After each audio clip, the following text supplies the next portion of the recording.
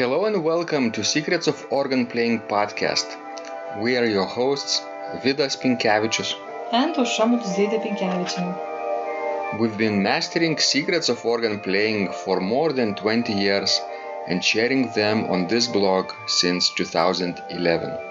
On this show, which we create from our home in Vilnius, Lithuania, we strive to help you grow in every area of organ playing, including practice, technique, repertoire, sight reading, hymn playing, improvisation, composition, music theory, harmony, and many others.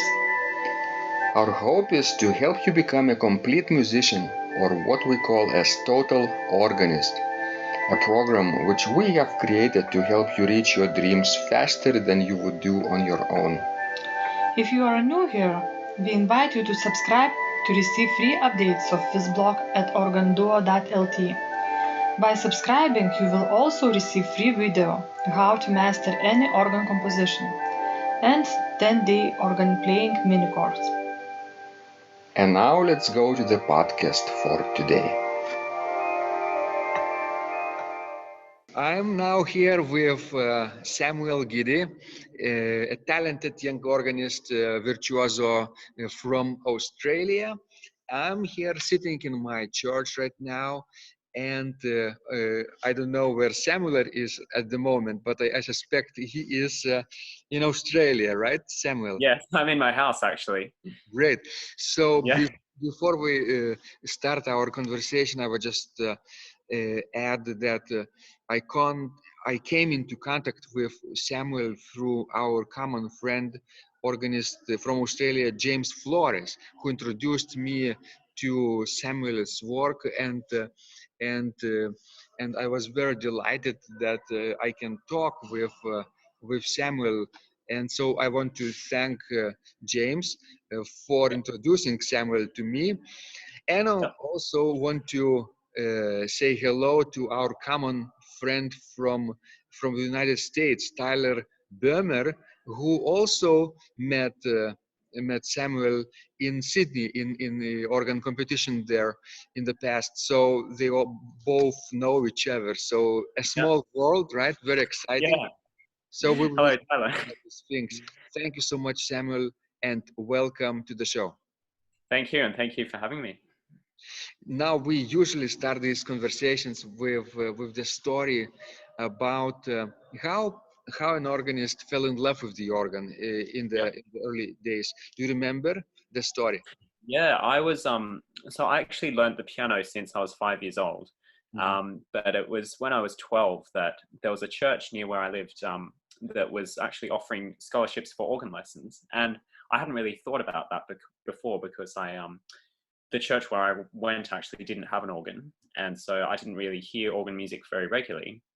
But then a friend recommended that I think about maybe applying for this scholarship for organ lessons at this church. So I thought, yeah, I might do that. I went along for an audition for that. I think I had to play a piano piece and then also sight read a piece on the organ. It was a very simple one of the 8 short preludes and fugues, not the fugue, just the prelude. And I remember just being fascinated by the fact that there was a whole keyboard to be played by your feet. I didn't really know about that before, and that was just something that really captivated me at that age. Fortunately, there was actually a church about 5 minutes walk from where I lived with my family at that time, and they had an organ, and they very kindly said that I would be welcome to practice there when I started taking lessons. So that was how I began, and since then I've really enjoyed it and kept going. Do you remember how many years ago that was? How old were you? Yeah, that was in 2011. So almost 9 years ago now. Yeah. Wonderful. So what kind of organ were you playing at first? Do you remember the first organ that you touched? Yeah, well, I think the first organ that I played was at this church in Canberra in Australia, where I went for the audition before I had lessons. And it was a 3-manual organ with electric action in quite a big church, quite a reverberant space. And I think hearing the sound, which was just obviously so different from the sound of a piano, that was one of the things that really captivated me. But then the church where I practiced on near my house was actually very different. It was a small church and a small 2-manual organ, only 10 stops, I think. and mechanical action, which was obviously really good for my technique at that point. And a very dry acoustic as well, so I could hear everything that I was doing. I think it's actually good. It didn't flatter my playing. It showed up exactly how I was playing, and I think that was a really helpful thing for my technique. So Samuel, usually people, when they fall in love with the organ, it's because of a few reasons. Probably sometimes fascinates the grandeur of the instrument, like the majestic view, architectural placement, or the mechanical wonders inside of the instrument. Or I just talked yesterday with the French organist Professor Christophe Montou, and he said that for him it was the very low sounds of the organ, the depth, for him decades ago. So, what about you? What fascinated personally you? Good question. I think one of the things for me was actually the touch of the organ, because it's obviously so different from the touch of a piano, which is very sensitive to the amount of pressure that you use and to the way that you play it. And I had actually found with piano, I'd been learning piano for about 7 years before I started organ. And my teacher said that he thought that I was quite musical in the way that I played, but that maybe piano wasn't really the right instrument for me. And I thought, oh, okay, like maybe I should learn violin or something instead. But when I started playing the organ, I think what I realized was that the way that I had been trying to play a piano before, and it didn't really work on the piano, that actually was perfect for the organ. And I think that's what I really loved about the instrument from the beginning, was the touch just felt very natural to me. So very different touch from the piano, but quite natural to you, right? Felt. I think so, yeah. And I think it's hard to say how much of that is a kind of nature thing and how much is more just because of the way that I learned. I don't really know, but I definitely find playing the organ feels a lot more natural than playing the piano for me. So I heard you mentioned 8 little preludes and fugues, right, at the beginning? Yes. So that was the first collection you played, or something? No, that was actually just something that I had to sight read during this audition. Nice. But then my first organ lesson, I was given the prelude in G major, BWV 568. I'm not sure if you know it. It begins with that low G in the pedal, and then da da da da da da da da da da da da da da. Not very popular. Yeah, no, it's not very commonly played. And I thought, oh, this is quite a hard piece because it has semiquavers in the pedal, and it's I thought I wasn't really ready for this. But my teacher, Philip Swanton, he said he thought it was a really good challenge, and I think he was right. Actually, I think within a few months, playing the pedals started to feel a lot more normal, and I didn't have to look down at my feet so much to see where all the notes were. So I think it was great. So having a piano background before and coming to the organ later, was the pedal playing for you the most challenging thing at first? I think so, yeah. I think at first. And posture as well when playing, because obviously with piano, when your feet are resting on the floor, you don't have to balance yourself so much. You can, your weight is actually transferred to the floor in a way. Whereas when you're playing the organ, because you can't really lean on the pedal board because that's another keyboard as well. So you have to be a lot more balanced and maybe sit up a bit straighter when you're playing. I remember shortly after I started learning organ, I was having a masterclass with Daniel Malt, English concert organist, who you probably know. We will, by the way, we will have a conversation with him in a few weeks. Right, excellent. He said to me, are you a pianist? And I said, yeah. And he said, oh, you look like you're playing a very beautiful Bosendorfer, which is great if I'm playing piano, but actually, I think the posture thing was something I needed to adjust to a little bit with the organ. So that was, one of the other challenges as well. I remember when I first started playing the organ, for me it was shifting positions from right to left. Right. It was very difficult with feet, you know. Yeah, even if you have something up the top of the pedal board and then down the bottom as well. Yes. Yeah. I didn't know that you could push off with the... Yeah. I didn't know that, so I had to lean forward. To reach a long way. Yeah. Mhm. Yeah, Yeah. So interesting. So did you happen to play any hymns at that time too? I did. Yeah, I at this church where I practice, I started playing there once a month because they had another organist there who normally played.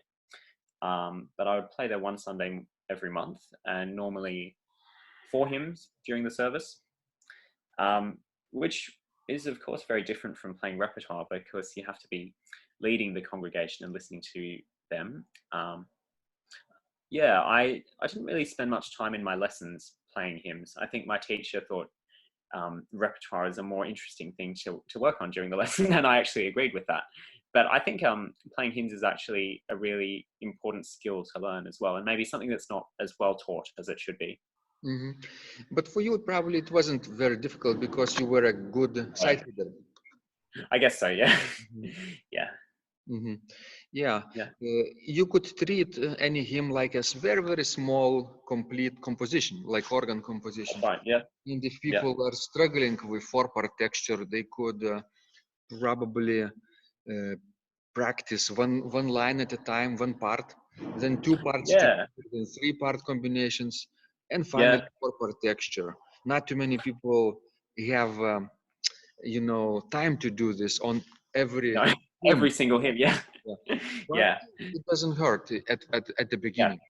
Mhm. One thing I also find quite helpful sometimes is maybe when I'm practicing a hymn, I might choose maybe like the tenor voice and sing that voice while I play, and that's actually a really good way of just hearing the different parts. Which I try to do that when learning fugues and things as well, to play some voices and sing others, and yeah, Oh, just get it you all in mean my head in a way. you Yeah, mean you sing tenor voice, but not play tenor voice? Yes. maybe. Yeah, yeah. That's Sometimes difficult. That's difficult. Or it maybe is. Yeah, I'm not very good at doing that. Mhm. That's very good. It's actually this technique is used in air training lessons here in Vilnius Really? for professionals. Yes, Yeah. it's difficult. At first, people only do 2-part texture, soprano and bass, and they Right. switch whichever they sing. And then later maybe 3-part texture and 4-part texture at the end of the 12th grade. But that's Yeah. difficult, yeah, difficult to do. Is that something that all different instrumentalists are taught, or is it more for keyboard players or organists, or? More for choir conductors, I would say, maybe Right. Okay, pianists, that makes sense. Yeah. pianists as well, who can play 4-part texture really well. Yeah. For Yeah. string players and wind instrument players are less required. Maybe Yeah. I 2-part I guess texture. it's less important for them as well. Mhm. Yeah. Yeah. Good. So what happened next when you started studying organ professionally? When did you decide to enter competitions? Um, Good question. I think the first time that I entered the organ competition in Sydney was it was I think 2012, but I only entered the junior section and the intermediate section, which is 18 and under. Um, and I think that was a bit of a turning point for me because I realized that organ was actually something that was exciting and that a lot of not a lot, but that some other people my age were also doing it, and also that there was prizes at these competitions, which was fun as well. And yeah, I think so I was 12 when I started learning organ, and then going in those competitions at age 13 and up until I was about well, until recently, until I was 18 and 19, that's been a really good learning process for me, I think. Hmm. Yeah. What's your greatest achievement so far in competitions? I think probably this year in the Silbermann competition in Freiburg. I was in the final round for that, but I didn't win. I came 5th. So that was I think that was a really good learning experience because I was not really expecting to be in the final round. And yeah, realizing how difficult it is to actually practice so much repertoire for different sections of a competition. I spent a lot of time practicing the repertoire for round 1 because I was hoping, oh, maybe I can get into round 2. But then I didn't really practice for round 3 because I thought, oh, probably I won't get in. And so, yeah, that was a bit of an eye opener for me. You have to be prepared for anything. Yeah, yeah, that's right. Yeah. So yeah, it's a good idea to keep expanding your repertoire because you never know if you ever need the same piece again in the competition.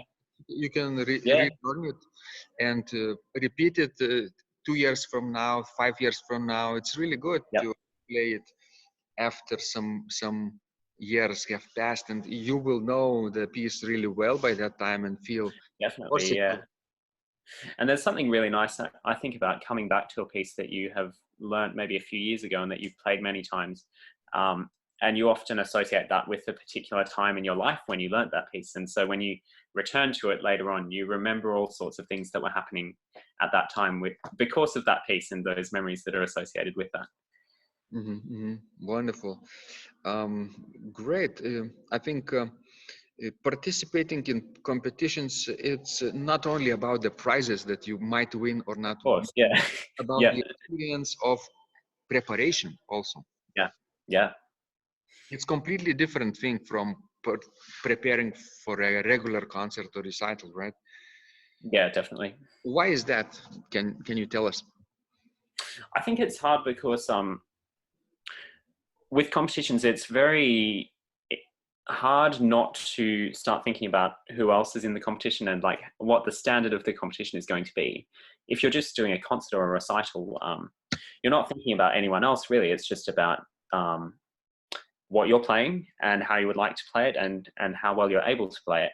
But then I think competitions can actually be a very dangerous thing because you can start comparing yourself to other people in ways that's not really helpful because obviously everyone's playing is different and everyone's learning style is different. And so when you're preparing for that, it can actually take away from your enjoyment of the music itself. So I think that's one of the dangers and challenges of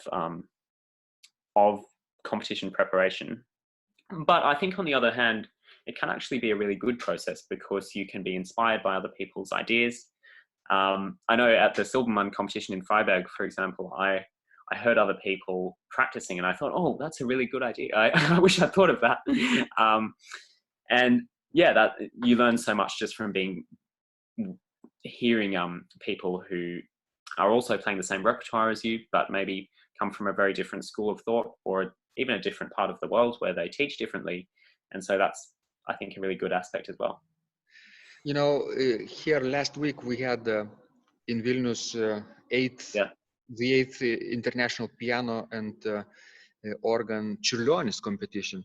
And in organ section, I was present and listened to many of the performance.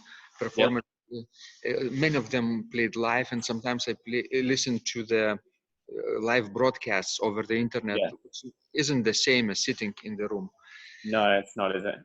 But I really had sometimes really fun time to comparing people. You know, all of them played the required program like Preludium in G or in E minor, the large one by Nikolaus Bruns.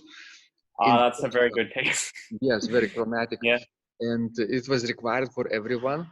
And I thought, okay, this person can improvise. Do you know the section before the second fugue enters, before this jig? There is like a 3/2 meter and a sequence of chords with progressive. It's the chromatic ascending. It's like da-dum. Exactly. Da-dum. Yeah, that's a very exciting dramatic bit. Yeah. And you can easily improvise flourishes and cadences between those chords and phrases. And I had a fun time comparing people's creativity, you know, how much they add flourishes. Some people just add the trills and mordents, that's it. A little bit, yeah. And I thought, well, that's a bit too, you know, I wanted more of them. Yeah, and I think there's not very much individuality with that. It's just a very obvious thing to do. Yes. But, and nobody really went too far, you know, that when I would say, Good. oh, no, that's too much. Yeah, Nobody. Everyone was really careful and that's good. traditional. And that's one of the things about competitions, right? You don't want to be remembered as this someone who does too much, right? Yeah, and in a way, you feel like you have to be very safe with what you do. Like you have to make sure your choices are not too strange or not too adventurous. But, Whereas but on the other hand, yeah, if you think like you have nothing to lose, right? You true. came here just to have fun, right? And Yeah, that's show right. what you can do, and it doesn't matter if you go to the second round or not, but you Yeah, want yeah, to play as much creatively as possible. yeah, And if you have the bravery to do that, then you might be remembered as yeah, someone who can go, who can cross the line, and perhaps yeah, it's not the line, maybe it's not too much, you know, maybe yeah. It just might actually be really good. yeah. Yeah. I remember listening when I was a student. I remember listening to the French virtuoso, the blind organist. I forget his name now, but he was an Um, excellent improviser. mhm. I will remember his name shortly. But he played a suite by the French master de Grigny, you know, Verbum Yeah, of Supernum, I course. Yeah, think it was. So he played, and I was looking at the score, and I couldn't follow the score because he would improvise everything on the same yeah, harmony. Harmony was the same, but yeah. melodic ideas were different. The chant was Okay. there, but you know Yeah, the melodic progressions were different. yeah, And I thought, why nobody really plays that way today? You know, in the yeah, competitions, for example, yeah, that would leave an impression. yeah. Do you enjoy improvising? Of course, absolutely. Yeah, I yeah. remember Gaston Lites. This was Gaston Lites. That's right. Yeah, yeah. Okay. Yeah, In fact, I improvise every day. Just yeah, before our conversation, I improvised three pieces based on the Gregorian chant. I have this yeah. thick Gregorian chant. It's called Graduale Triplex with three Yeah. types of notations. Two notations with signs, neumes, as we call it, News. Yeah, yeah. and one sign was with nota quadrata, basically with without the stems, notes without Okay. stems. Okay. Yep. I open the score today and play something that is required for the 33rd or 32nd or 33rd week in ordinary time. That was is Yeah. today, right?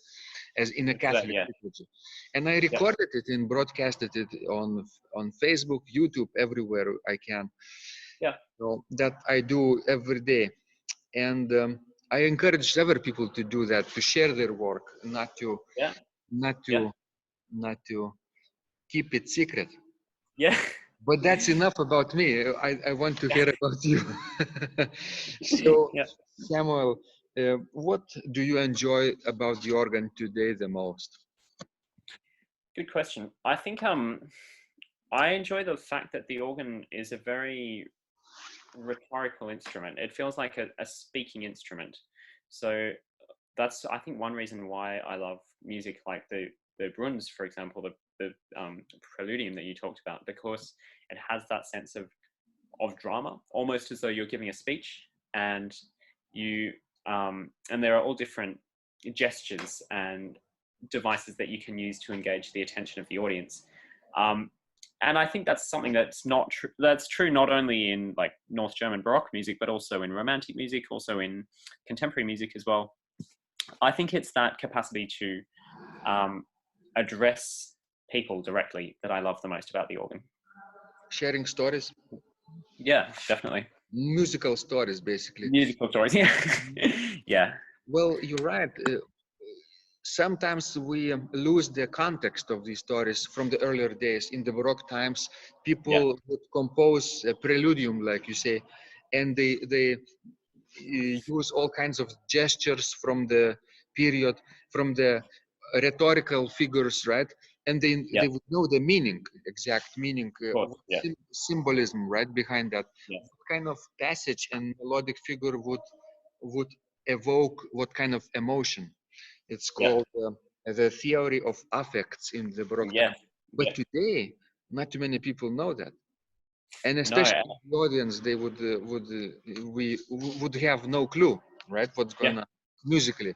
Yeah. Yeah. So today we have different objectives, maybe to move people emotionally with our music. But in general, probably people could still feel the general idea. If the mode is joyful, right? Maybe the Yeah. music is joyful in a major key. So, for example, if it's sorrowful, it's in a minor key or in some Yeah. Phrygian mode. It's Yeah. still possible to get the feeling of the music. Yeah. What about improvisation? Do you enjoy it yourself improvising? I do, but I'm not very good at it. I think I would like to have some structural framework when I improvise, but the trouble is that the context in which I improvise the most is normally at the beginning of a church service. Yeah. Maybe I play for services of evensong because I play in an Anglican church in Sydney, and so at the beginning of the service, as the choir is processing into the church, I will normally improvise. But I don't really know how long that should be because it depends on how long the choir takes to get down the aisle and what time the service actually begins. And so I think it's quite hard to actually have a consistent sense of structure when I do that because I'm more just filling time, if you know what I mean. And so sometimes I think I would like to actually learn to improvise in a more performance setting where I can actually make up a piece that is it's not just background music, but it's actually something for an audience to hear. Mm-hmm. But I've never done that. Earlier this year, the French organist Thomas Hospital was visiting Sydney, and he did some very amazing improvisations in some of his concerts. And I think that was really inspiring for me to hear that. So I'd like to improve in that area, I think. When you hear virtuosos and masters play, let's say improvise, right? Sometimes it's inspiring, but sometimes it's intimidating, right? Yeah, it is as well. Yeah. Because you Yeah. think, oh, I cannot do this, myself. I will never reach this level myself, right? If you compare yourself to the masters. But for example, with the repertoire you've been playing for many years now, and first of all piano, your technique is really good, your taste has developed really well, so you understand really well what you cannot do. Create in the moment, like in improvisation, you know what should happen, but you cannot do this still with your fingers, right? But you have a good. That's right. Yeah. So I would say the first 20 years are difficult and afterwards it's easy. Yeah, that's very encouraging to hear that.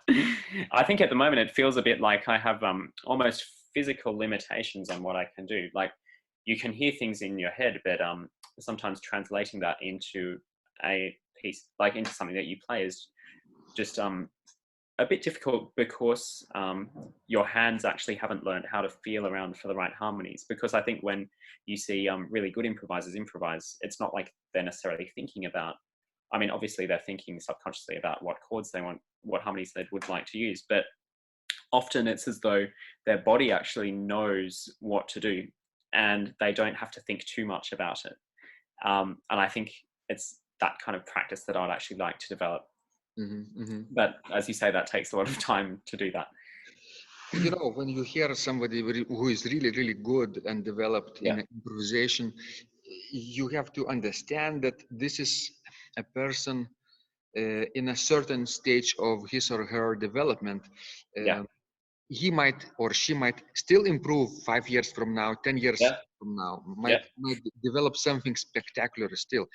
And when we hear them today, we know that we cannot do this right now with our fingers and feet. So it's really helpful to think, how did they start? Not how they do it today, but how did they play it 10 years, 20 years ago? Yeah. Right? Yeah. And sometimes it's possible to know, sometimes it's not. You know, Yeah. unless you're having an interview or you drink a cup of cappuccino together. Yeah. Yeah. We're doing today, right? Virtual cup of cappuccino. So then you can ask those questions, and the person might remember how they started. Yeah. I like to advise people who just start their improvisation journey, limit themselves, right? Yeah. How about choosing just 4 pitches, like Yeah. any type of pitches that you want, imagine, and like C, D, E, and F, or C, E flat, F, and A flat, any type of 4 pitches, and improvise in any sequence, any order, using any rhythms, meters, registrations, octaves, texture, whatever you can do with those 4 pitches for, let's say, 10 minutes without stopping. Set a timer and go, you know. And at first your mind would actually scream at you, what are you doing? It's nonsense. 4 pitches, random. But then if you don't quit, something very interesting will happen after 5 minutes or so, or 6 minutes. You start to feel more comfortable, right? Because you still have to play something interesting without stopping. And that's the challenge. And if you keep going until the timer beeps, then you will feel that, oh, the time has passed so quickly and I want to actually play more on those. So that's a good exercise that I learned, you know where? I've once heard a podcast conversation with the famous jazz singer Bobby McFerrin. Do you know his song "Don't Worry, Be Happy"? Yes. Yep. Don't worry, be happy. Yes. It's a hit, a platinum hit, obviously. But I've heard he's a brilliant improviser in vocal settings. You know. Yeah. That if I would teach piano improvisation, he would start with actually 1 pitch, just C, note C, and a rhythmic improvisation. 1 note for 10 minutes with different rhythms. And then 2 notes, and then 3 notes, you know, gradually progressing. Yeah. I feel like 4 notes, it's something manageable for most people. Yeah, I think so. And I think when you have those kind of limits that you are making yourself work within, then you actually discover a whole lot of creative ideas that maybe you wouldn't have thought of if you just tried to randomly play something crazy using all the notes. Because it actually, it's a very focused sort of mental discipline that I think is really helpful. Yeah. So, and if you want to keep it interesting, you can switch to another set of 4 notes in the middle, and then come back to the first set, like A B form. It's possible. Wonderful. So what's next for you, Sam? Do you have any other competitions planned, or maybe recitals coming up? I've actually just almost reached the end of a lot of performances that I've had recently. So I had my final recital at the Sydney Conservatorium, because that's where I've been studying music for the past 4 years. Yes. And I just finished that 1 week ago, or 6 days ago. So I've only got 1 more recital at my church this coming Friday. If you want to come, you can. It's a bit far, but no, I've got one on Friday evening, and then actually I've got a bit of a break after that. So I'm quite looking forward to having a break right now. But then I've got some more coming up next year as well. I have a suggestion. I might not be able to come this time to listen to you, but how about you coming to the world of organists through internet and live streaming your recital? Have you ever thought about that? I never really thought about doing that. How do you do that at all, or? I do this every time. I have a cell phone, this one, And it works on Facebook, it works on YouTube, whatever platform you would like to use. And just recently, 2 days ago on Saturday, I played improvisation recital, entire hour, based on the poetry of the Baroque poet from Vilnius. Sarbievius is his name, and researcher of his poetry was reciting his poetry to the listeners downstairs, and she was standing in front or next to me, and I was sitting on the organ bench, and I would improvise illustrations between of those, and everything was broadcasted live through a special software called Restream to 6 different platforms at once, to Facebook, to YouTube, to Twitch, to LinkedIn, to Twitter, and to DLive. There is one more. So I had accounts set up for each of the platforms, and I broadcasted it live. So it didn't take any extra effort from my part, but I was everywhere present. That's a very good idea. Yeah. I think that must also change the way that you think when you're playing. If you know that it's being broadcast, maybe you'll be a little bit more careful when you're actually playing in the recital. Yes, I remember my first recording. I was terrified. Actually, it was really, really stressful. My first improvisation happened in 2013 or maybe 11 on this old historic organ from 19th century, and I put the camera next to me, and I was playing it live, and I was really, really stressed out, because I knew that people will be watching me years from now, and I was very, very insecure. But that was my beginning, and now today I'm quite comfortable, and quite comfortable. So maybe I would say you will not feel great about that if you choose to do this, but it's probably a learning process. After 5 years, after 5 recitals, you will always maybe find some kind of revelation or a breakthrough in this. Yeah. Wonderful. So Sam, can you share with our listeners some place online where they could find more about you and your work? They could visit you, say hello. So I think the main place at the moment is my Facebook page, which is called Samuel Giddy, organist. So it's not too hard to find.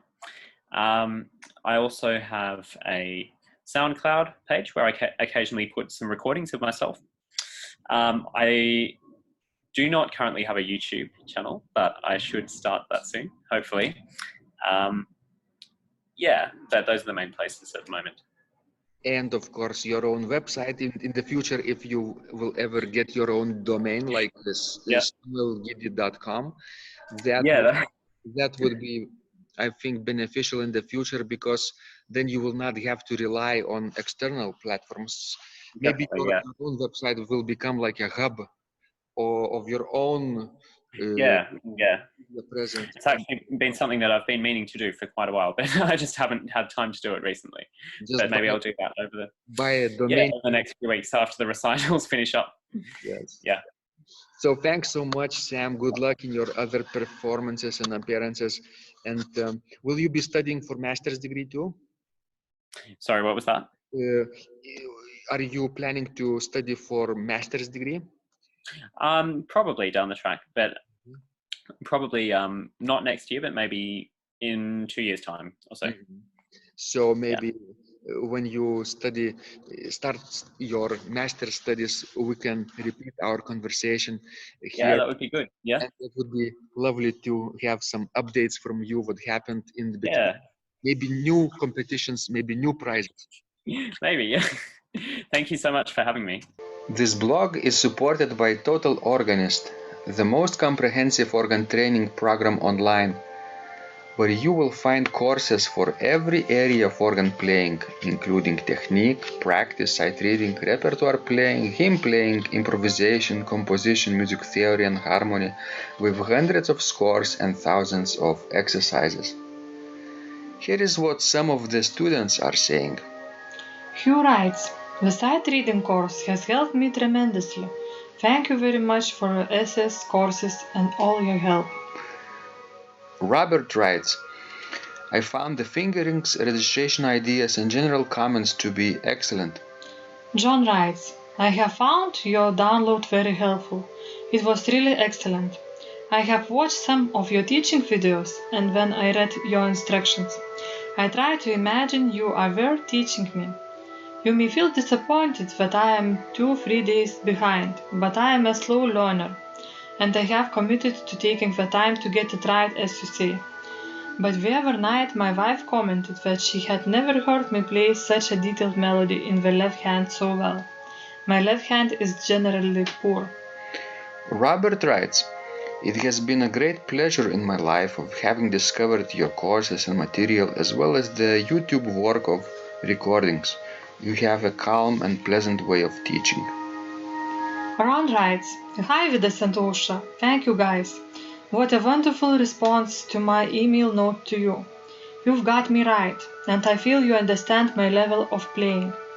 Yes, at home and lucky that I have an organ for that reason. I am paying attention to this, and I am going to try this haha no longer secret model. Yes, and I love Cesar Frank too.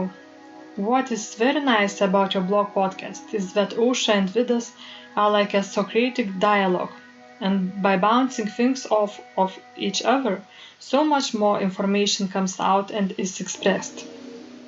Your comments contain a wealth of information and understanding. I really appreciate this. It is very inspiring and will keep us moving forward."